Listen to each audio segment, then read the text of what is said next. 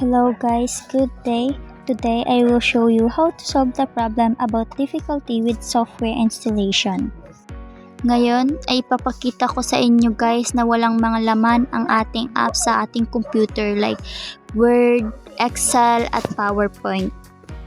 Kaya naman guys, sa tutorial na ito ay ipapakita o ituturo ko sa inyo kung paano ba mag-install ng software sa ating computer. Kaya't halina't matuto. Una, ilagay ang installer USB. Then, click itong USB. And then, itong Office. And then, click itong Setup. Ayan.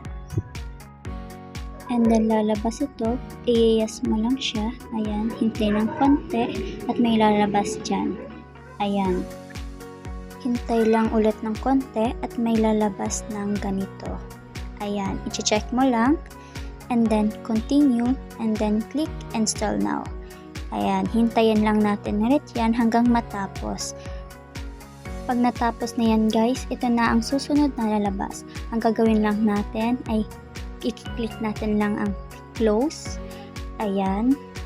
And then, punta na tayo dun sa Word, sa Excel, sa PowerPoint. I-check natin kung meron na ba. Ayan guys, click natin yung Word. Tignan natin kung meron na bang laman. Ayan guys, kung makita nyo meron na siyang laman. Sunod naman natin guys titignan ang PowerPoint. Ayan, i-click natin ang PowerPoint. Ayan, kung makikita nyo guys meron na siyang laman. Sunod naman natin titignan guys yung ating Excel. Titignan natin kung meron na din ba siyang laman. Ayan, click natin. Ayan, kung makikita nyo guys meron na din siyang laman. Yun lang naman guys. Thank you so much.